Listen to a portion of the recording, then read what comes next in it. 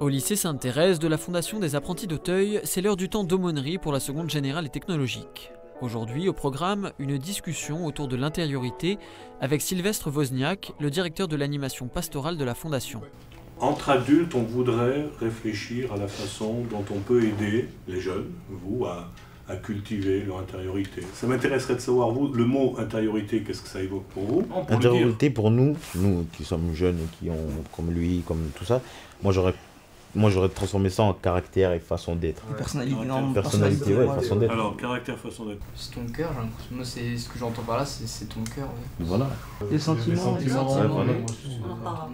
L'intériorité, elle se nourrit pas dans le savoir, elle se nourrit dans l'envie de savoir, dans la curiosité, dans la recherche. Notre intériorité, elle change forcément en ayant eu des expériences. Je suis très angoissé, donc j'ai toujours besoin d'un truc qui tourne dans ma chambre, musique. Généralement, je travaille jusqu'à pas d'heure pour pouvoir, quand je me couche, être mort de fatigue et pas pouvoir penser. Et voilà, mais ça veut pas dire que quand j'ai la musique qui tourne et qu'il y a du bruit autour de moi, mon intériorité, elle s'enrichit pas. Le débat et les échanges qu'on a montrent bien que la question de l'intériorité n'est pas simple, encore une fois. C'est pour ça que tu dis, alors, est-ce que c'est plutôt personnalité? Est-ce que c'est un peu tout ça. Tout ça. Sylvestre a été invité à participer à un colloque de la Communion des éducateurs chrétiens. Comme chaque année, ce mouvement, fondé en 2000, se penche sur un sujet de société qui concerne le monde de l'éducation. Après le gender l'année dernière, enseignants, éducateurs ou responsables d'établissements se penchent cette année sur la nécessité d'aider les jeunes à cultiver leur intériorité. On vit dans une société de la défiance qui comme pour l'adolescent, au fond, est proportionnelle à l'attente qu'on a d'être reconnu.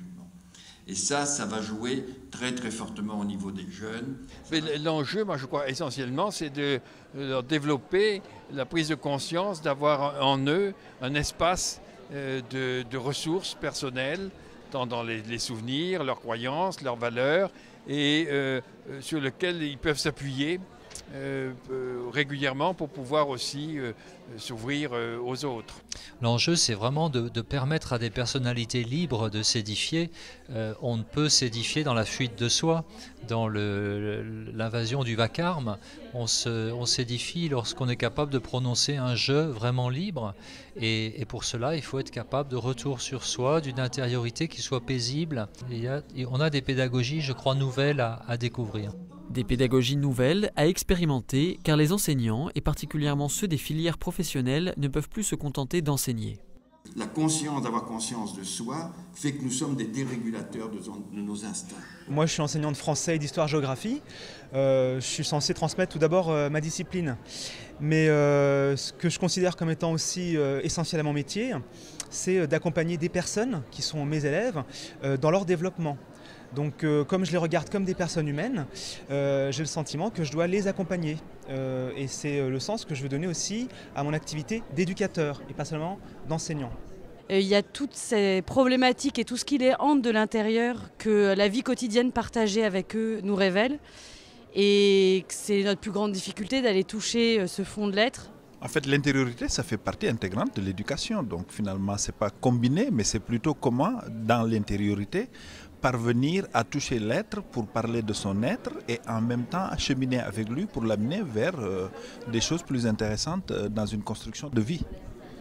Et c'est tout le nœud de notre travail.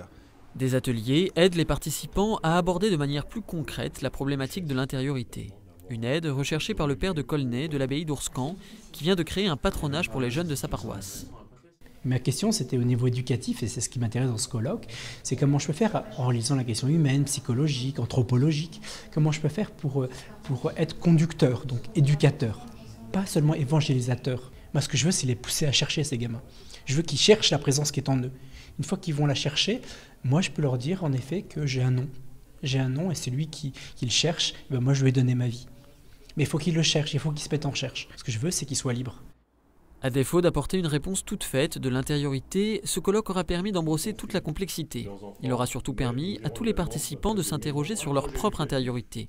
Ce qui pour Sylvestre est peut-être le début du travail. Donc la question de l'intériorité, la difficulté à accéder à l'intériorité, à la cultiver, si on peut le dire comme ça, est une question qui se pose autant à nous adultes qu'aux jeunes, et sans doute avec une responsabilité assez grande de notre part pour les aider, mais surtout en leur montrant comment nous vivons cette intériorité, comment nous la cultivons.